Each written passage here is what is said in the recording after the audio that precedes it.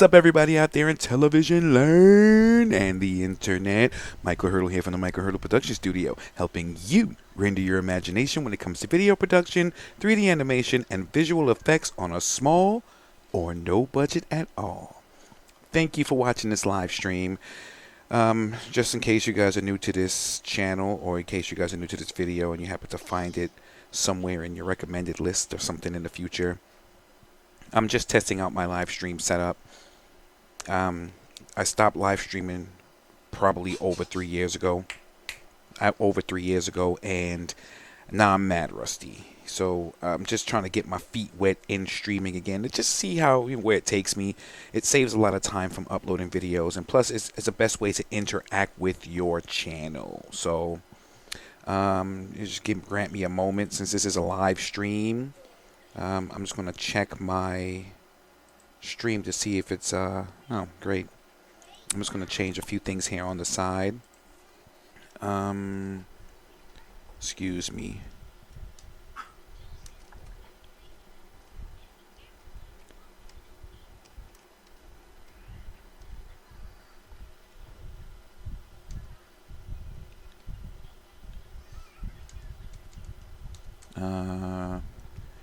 Sorry, I'm just typing something on the other monitor. So, I mean, oops. Let me just see if I spelled that right. You know what? I'm going to leave that alone for now. I just want to focus on the stream real quick. I'm trying to make the stream very short for this one. This is me testing out this video here was shot with the Insta360 1R Twin Edition. I'm using the 4K mod for this one. My workflow is a little bit strange, but I'm getting the hang of it now. And for those of you, if you would like to learn how the workflow is in the Insta360, then you can look at this video. I just want to take another minute and I want to check the audio. This is me testing. Okay, good. That was the audio. That was a good audio test because, man, yesterday I recorded a 51-minute stream and there was no audio because I forgot to push the unmute button. So that was hilarious. But I learned something, you know. So what I did, I've created an Insta360 1R folder, like if you see here. And I put everything in that folder. This folder, if I go back in time, shoot, this is only very few projects in this folder. And this folder is 179 gigs. And I swear there's only 3 projects in there. So that means I got to get me a bigger hard drive. But I put everything in order here. And I have the INSV files. Those are the files that Insta360 uses as their MP4 files. It just has a different extension. So I only have 2 more projects. The other projects I had here was just taking up too many gigs, and I had to just get rid of them. So this is the Insta360 360 footage. This is what I use with the 360 module. And this is with the 4K module. The 4K module is okay. I'm putting together a video for YouTube just to show off the 4K mod. Am I impressed with the 4K mod so far? I'm going to probably have to say kinda, sorta. This is the Insta360 Studio right here. Now, I didn't want to edit any of my videos in the Insta360 Studio, but when it comes to the 360 footage, if you have to edit a 360 footage on the computer, I would say use the Insta360 Studio. You can edit 360 footage in Adobe Premiere, but you gotta do a bunch of extra steps, and it's not as easy and fluent as this. I'm gonna select. Oh, as a matter of fact, no, I'm not gonna use the 4K mod. I'm gonna show first when I was hanging out with my boy Frank. He has a Dualtron Thunder. Now, I don't understand the naming conventions of these files, and I wish I could do something with it because I'm a little confused. I know one of them is left and right, or camera 1, camera 2, and it stitches it together, but sometimes I just want to import one scene, and I don't even know where to begin. So what I do is I just select everything in here, and then I'm going to move this to another monitor, and I'm going to drag all the footage, 31. As you can see, it says 31 right here. But as soon as I let go and it imports, it only imports 10. So that's when I'm lost again. So even if it had 31, if it was half and half, wouldn't it be 20? If it was going to do 10? All right. So that's how it looks when you import it directly into the Insta360 Studio. Dualtron Thunder. All right, so when I first import the footage, it plays like that. Of course, it plays choppy. I found out later on that that is probably just because of the codec and this how it's 5.7K and my computer can't really handle it that much. But this is how it looks when you just stretch it out to be regular 16:9 view. If you guys were using Instagram, oh, I'm sorry. Let me go to free capture mode. Yeah. So if you guys are going to be doing this for Instagram, I would say before you start moving around your footage and doing anything, I would recommend that you would put it to 1-to-1 ratio. So at least you know you have that Instagram look or just a ratio for the Instagram. But me, I'm going to be working in 16:9 ratio because I'm going to plan to edit this, which will be a little bit more easier in here. And then after I finish, make my points and move everything around, then I would export just that one little clip. So let me just skip a little bit ahead to see. Okay, yeah, so we started moving. We just started moving. All right, so let me just do one thing real quick.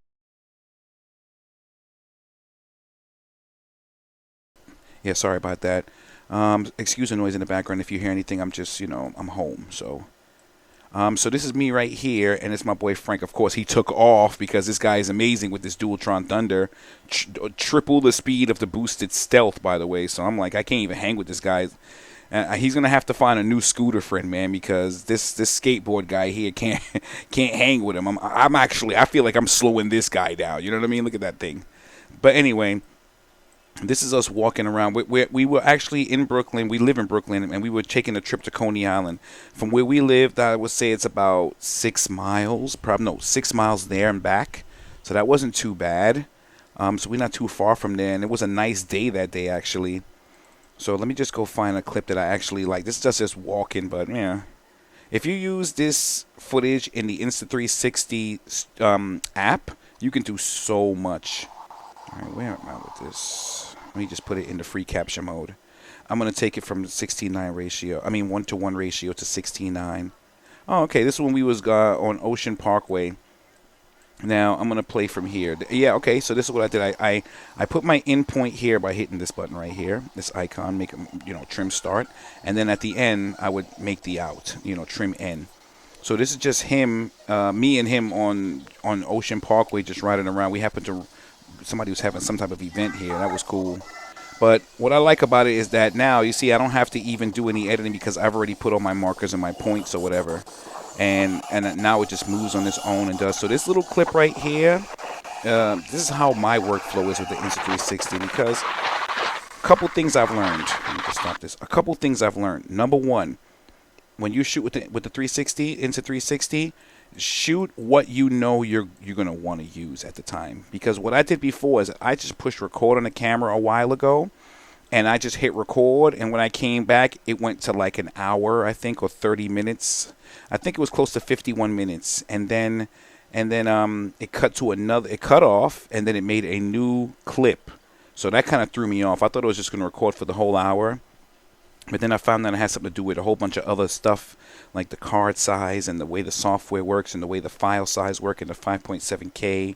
So I just decided to say to myself, if I know that I'm going to film my boy Frank, it's going to readjust itself because it has some points right here. So if I'm going to film Frank going down the street on his Dualtron Thunder, what I think I might do is just film for like the 2 minutes, 3 minutes, and stop the clips from there.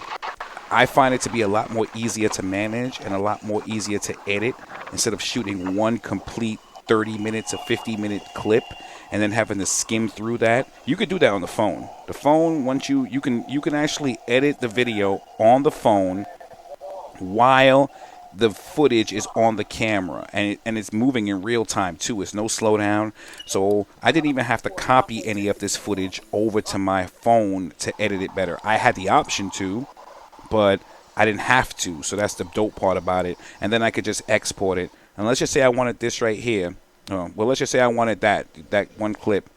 Let me go back to it real quick. Come on. let's just say I wanted that right there. There's one little clip that I did, which I actually used for one of my videos. Then I would just hit the upload button. Oh, let me just cancel and save it first. Then I would just hit the upload button, and then you can put it to whatever you want. I usually shoot in 4K. I mean, my timeline in Adobe Premiere Pro is always in 4K. 4K 23.976. I like that because it's still 4K. It's 23.976 is its frame rate, so it's more like still cinematic, but still 4K. And I don't really care about the 60 frames a second. I only shoot in 60 frames a second if I want to slow something down just a little bit. But I usually like to just shoot in 23.976 at 4K is better for me. So I think it's 3840 if I'm correct. No, 30. Oh, I'm sorry. I think it's 3840. But you can put whatever you want, and then you can choose your codec.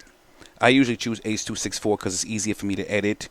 H.265, you get a better quality, but you get a whole bunch of extra crap behind it.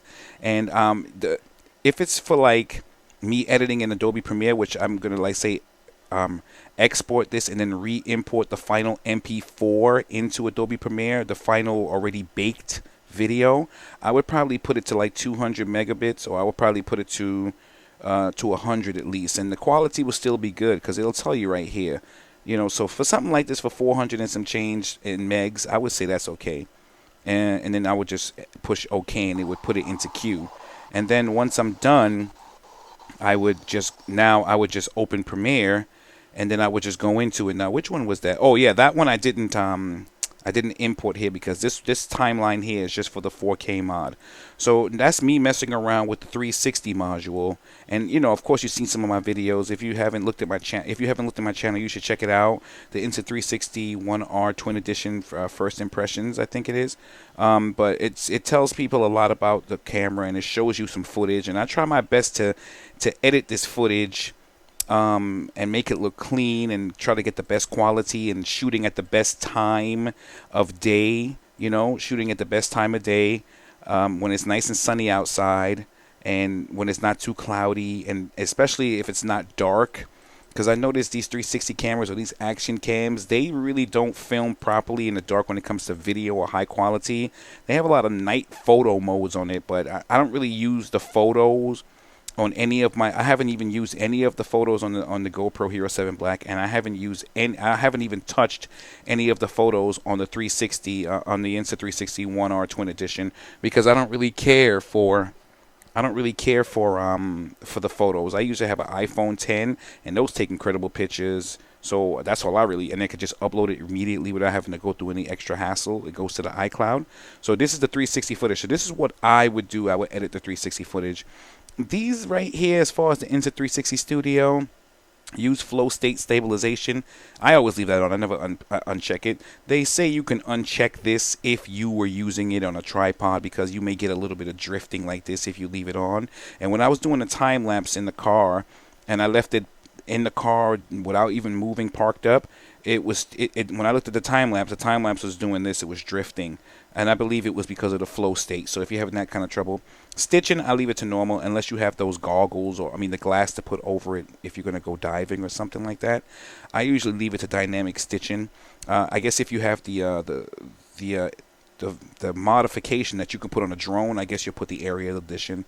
True audio, I don't really see no difference when I'm click any of these as far as I'm concerned. So I just leave it to regular audio. So that's the Insta360 Studio, and I like to edit the 360 footage in that. But the 4K mod, I'm not going to edit in that, because the 4K mod software, video is not 360, so I don't have to do nothing extra. So I bring the 4K footage in here, and as you can see, I like to keep all my files neat. This is just me out filming one day. Filming with the 360 mod. This is what it looks like right now. I have a proxy file. This was I shot at 4K at 60 frames a second, but I did a proxy. I did a proxy for every one of them, because when I try to play these files on its own, oh my goodness, those 4K files was murder in my computer, man. So, all right. So let's see what I should have done, and I would recommend to everybody else is when you import these footage, these INSV files, and you look them over like this or whatever. I would suggest renaming them, because I created the proxy files with these names, which I should have renamed first, then created the proxy files from it, because that would have made it a little bit more easier for me. And excuse me, everybody. Because I'm very rusty when it comes to streaming on YouTube. Just allow me to check my stream to see if anybody is even saying anything, because I'm not too sure. I can see a chat, so if anybody says anything, I can actually see the chat and reply. So if anybody's in there or anybody pops up eventually and they just want to say something, at least I can see the chat at least. So but I'm on a different screen now. So I'm gonna go back here real quick. So this is me shooting in 4K at 60 frames a second, and I made a proxy for it so I can edit it a lot more faster. So let me see what this sounds like. So this is going to be the final shot. This is the outro. Camera's rolling in 5, 4, 3, 2, 1, action. And I would usually put an in point there. So let me just leave.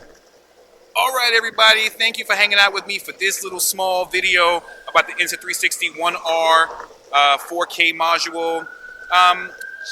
What you've known right now. All right, I think this is where the ambulance kind of threw me off track, and I had to retake this one. Now it's just some of the information that I've gathered. Yeah, okay, yeah, I had to cut this one because. All right, we have to do that again. All right, that one got interrupted, but I like working with the proxy files because it's so much easier. Is this me on the bridge? How short is this one? Okay, that should cross. All right, so let me talk about the Insta360 4K module. First of all, 4K module, the audio sucks, point blank. Let me show you. I'm gonna play. What is it? This is my audio right here for my Tascam DR10L. This is my backup audio, little lavalier mic that I put here, and it's wireless. It does not connect to the camera, unfortunately. It just has its own memory card, and then I'll have to come and sync it later, which I don't mind doing because I used to make music videos back in the past, and I don't mind. I'm kind of good at syncing up audio properly. So let me let you hear what the audio on this module sound like. I'm on the Brooklyn Bridge. It's a pretty nice afternoon. Cars are whizzing by me, and there's nothing on the camera, but just this regular audio. So listen. What's up, everybody out there in television land and the internet? Michael Hurdle here from the Michael Hurdle Production Studio, helping you render your imagination when it comes to video production, 3D animation, and visual effects on a small or no budget at all. All right, good. So let me rewind that, and I'm going to play my Tascam audio, and you tell me what's the difference with the audio. What's up, everybody out there in television land and the internet? Michael Hurdle here from the Michael Hurdle Production Studio, helping you render your imagination when it comes to video production, 3D animation, and visual effects on a small or no budget at all. Right, so as you can hear, the Tascam DR10L's audio sounds way better, and I'm glad I brought this with me because the audio, you can't rely on this audio, so just do yourselves a favor right now. If you are depending on audio from this action cam, you're going to have a freaking hard time. Number two, when you try to do the voice command, you're going to have a hard time. I had to literally yell at the camera for it to even turn on. So, and this is me in a very quiet room. So imagine if you're outside with all that crap going on, that camera's never going to hear you. With the GoPro Hero 7 Black, it works no matter how noisy it is. As soon as it hears a command, it turns on, it turns off. But with this camera, the 4K module, no, thumbs down. I would not use. The audio is not really that great, and just the other things like that I'm talking about. So now let me just keep playing. I'm just going to keep playing. Module until today. They said because all this time I've been dissing this 4K module, I haven't really been putting it on because I've been having so much fun with the 360 mod. That's all I've been learning, because the learning curve with that is a little different than it is with the 4K module on this joint. So this is a show that I'm working on to upload to Brooklyn Free Speech Television and to upload to YouTube as well. So let me just point out a couple things. Like, for instance, the 60 frames a second footage. Let's see. Let me just see where I can. This is the all intro. This is all on the bridge. Actually, I don't think I'm going to use any of that. I held the camera close to my face. It looks good. That's the widest it can go, which I find strange. But I did hold it like about 1.5 feet away from my face. So that's what you're going to get for 1.5 feet away. I would say angle the camera towards you on a selfie stick and extend it out by like 2, probably like 1. You know, the invisible selfie stick, you have a couple of layers. Just put out the first layer and then put the camera away from you. You'll probably get a better, wider shot. But the only thing about it is, you know, if the further away you put the camera, is the horrible the audio gets. Even when I'm on a skateboard and I'm going down the street, it still sounds horrible. They did they did do this firmware update where now you can it has this wind reduction, but I tried it and it doesn't really make any much of a difference. So this is me on the boosted board, just riding around Manhattan, and I'm pointing the camera towards everybody, and this is the widest I can go. So it's not even just me. Now, I'm spoiled. I'm used to the GoPro Hero 7 Black with the super wide angle. It shows everything so well. But this one is good for what it is. Is the Insta360 1R Twin Edition 4K mod a GoPro killer? Absolutely not. So if you ask yourself that question, you can say no, it's not. I can tell you that right now.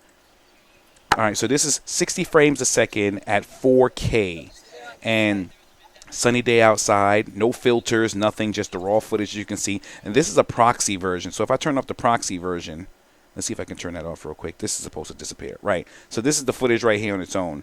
If I play this without the proxy, it's going to start doing that glitchy crap, which I think is garbage. I cannot do anything with that, so I had to make proxies. And when I made proxies for every one of these files here, that thing literally took like 5 to 6 hours. So I had to film all this video, dump it onto the hard drive, then go into Adobe Premiere and make proxy files, let Adobe Encoder or Media Encoder encode those files. Then the next day I had to the files were linked up. So, and then I actually I ran out of space because I had so much footage that in the process of it making the proxy, it didn't have any more space, so it kind of like closed the program. And then when I reopened the program, I had to now go and create most of the proxies that got lost or got unlinked. So that was a nightmare. So you guys should get a bigger hard drive if you're going to be doing this. Because if you get a bigger hard drive, man, you can go through a few projects.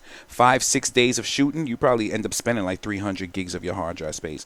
So this is the 60 frames a second. Let me just turn the proxy back on because I'm going to time for that. Right? So, like, the reason why I shot this in 60 frames a second, because let's say I'm doing here, and I want him to run and jump over these people right now. Realistically, I filmed this in 200 frames a second because I wanted to see how the slow motion was. But then when I looked up at the camera after I finished filming it, it for some strange reason was back to 4K 60 frames a second because my fingers. One thing about that display is that when you try to touch the display, the Insta360 1R display, the touchscreen, sometimes it doesn't register. I have to hit the same button 8-9 times. Sometimes it would register a different setting. So that's the only thing. So I'm thinking about to get one of those little pens or those little stylus and see if it works on that. Because if you have thick fingers or you kind of have like what they call ghost fingers where you touch your phone and stuff but it's not registering, you're going to have tons of problem with this little screen. And what I do now to compensate is that I use my phone and I use the Insta360 app to connect to the camera to look at the screen to see what I'm filming and put the settings and change it. So that's been working out pretty well. So let me see. I'm just going to drag this footage right here onto the timeline. And let me see, since I have a proxy, let's see if it would behave itself. See, it's already stretched itself out because it's the timeline is different, which I think is weird. But I'm going to scale it to the frame size. 16-minute intro is better than no intro. All right, so now I'm not feeling this. What the hell is this? Let me get rid of this because this is not what I just copied over. Isn't that weird? 16-minute intro is better than no intro. See how I wait, I'm a little confused. Let me go back. This is music playing. Am I bugging out, right? You guys see me bugging out here? These are little stupid problems I'm having. I put this here at the endpoint. I'm going to put another endpoint just to see. And then I'm just going to drag the video. You know what? Let me drag the audio and see what the audio says because it doesn't even match. It says 16 minutes. Ever. That's strange why this audio. Oh, my fault. Look at that. See how stupid that was? Oh, boy. Let me turn that off real quick. I messed up. At least I found out what it was, because I was like, why is it playing a different audio? I forgot to turn that audio track off. All right, let's see if it plays the audio track now. That's what I'm looking for. And I'm going to scale this up real quick. So this is supposed to be 60 frames a second. And for something like this, right? The reason why I film like this, I don't want super slow motion, but I want something where I don't mind, where I can slow it down just a little bit. So when this guy jumps up into the air like this, I want it to slow down right here. So I'm going to cut this bad boy right here. And then I'm going to see if I can do a little trick. Let me see. Because I don't think I can interpret the footage from right here. But I'm just going to double check to see if I can. I would have to interpret it from the other one. But I can change the speed, though. And I know 60 frames a second just from my own eye. I can put it to 40. And let me see if it makes any difference. Yeah, there we go. So he'll be jumping up and down normal. And then as soon as he jump, I want it to go in slow motion right there. See? Now, I would play myself because I know after 40 it's going to look ugly. But I'm going to still do it anyway. I'm going to right click and I'm going to change the speed and the duration again. But this time, I'm going to put it to like 20. It's going to look ugly, but, you know, I just want to see what It's holy shit. Oh, excuse me. And then I want, when he jumps, I want it to be even more slower. See, I don't like the way it looks here because it's all jittery. Don't look smooth like the 40. I know when I shoot at 60 frames a second and I go and I don't interpret the footage, but I throw it on a timeline and I just want to slow certain parts down, I know 40 is a safe area for me because it does this. It doesn't look too choppy, but imagine how that would have looked in 200 frames a second, bro. So I'm going to undo all that real quick. All right, good. So that's just 60 frames, and that's why I shoot in 60 frames a second. And plus, you can always still use the footage as regular footage anyway. It's just going to have that soap opera-y look. All right, so that's just, these are the intros. I'm going to have to go through that. It's going to take a million years. But then I started messing around with I thought it was 4K, but it's the 4K mod, 200 frames a second at 1080p. So you can either interpret this footage so it can be slow from from beginning to end, or you can put the parts you want to be slow motion, if that makes any sense. So let me see what footage this is. I don't know why this is here, but whatever. Come on. What you waiting for?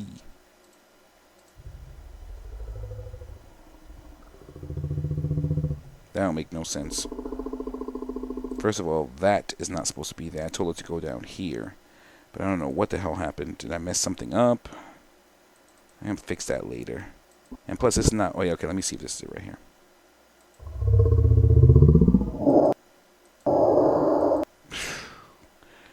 Oh, boy. All right. Let me see what the 100 frames look like.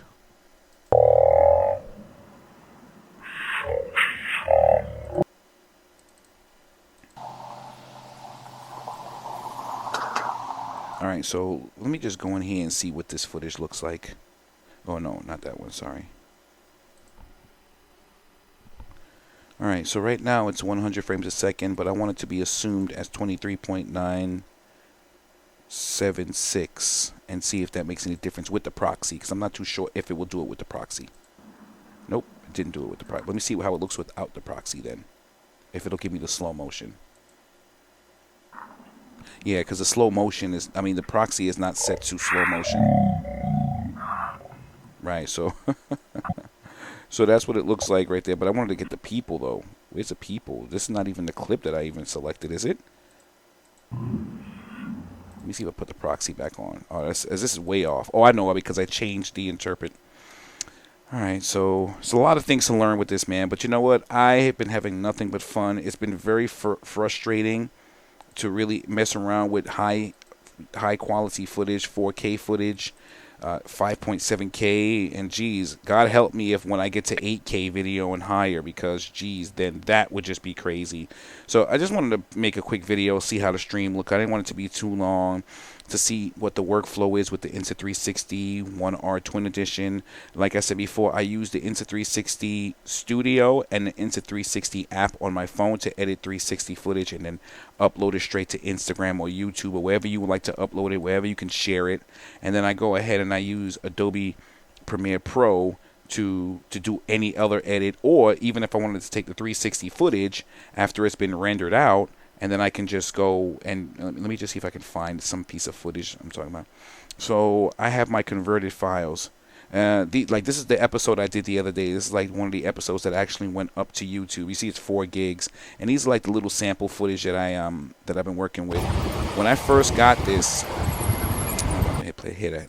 When I first got this, I've been having a little bit of trouble with it. This is what the footage looks like when it's shot in the day with a very overcast day, and I had HDR turned on, and you see all this weird flickering up in the sky, and the buildings look like they're kind of like weird looking in the background if you really keep your eye on them.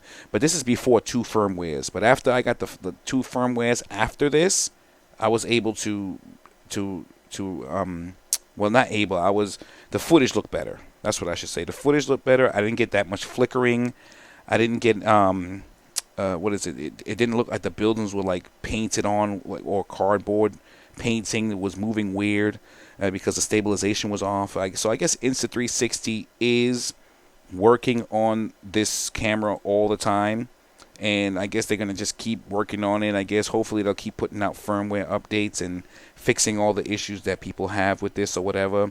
But just if you guys like this stream, and if you guys like this stream and you guys want to see more streams like this at workflow and anything I'm doing on the computer, you can always hit me up and let me know. Or don't forget to subscribe and hit the notification bell and hit the all button when you hit the notification bell, because the YouTube algorithm is a little strange, and I don't even know how this algorithm works on YouTube, but if it favors you, it favors you, because I'm a very small channel, so some of my videos don't even go past 1,000 views, which is strange to me. I think I have really good quality work, but some of my videos don't go past 1,000 views. But when some of them go past 1,000 views, they go really high.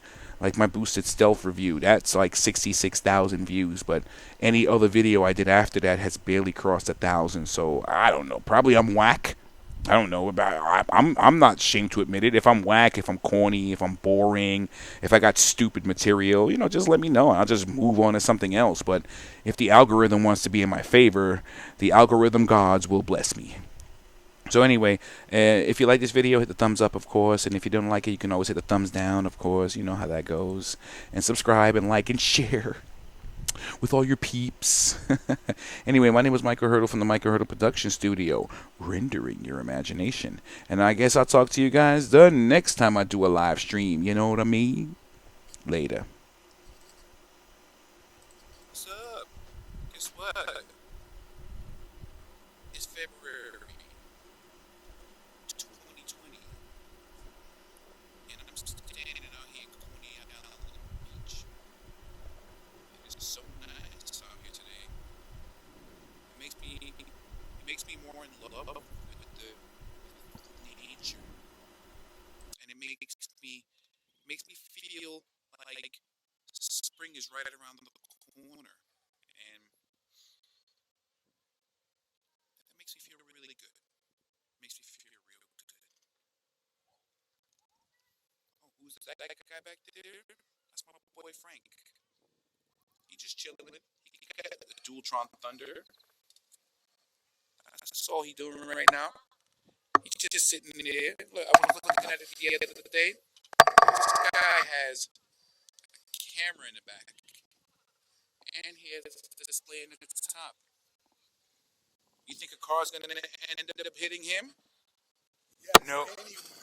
No. This is New York. This is New York. Yes. All right, you heard it from him first. Yes. He said yes, it will. Regardless, that's why you gotta keep that helmet on extra tight. Body armor now.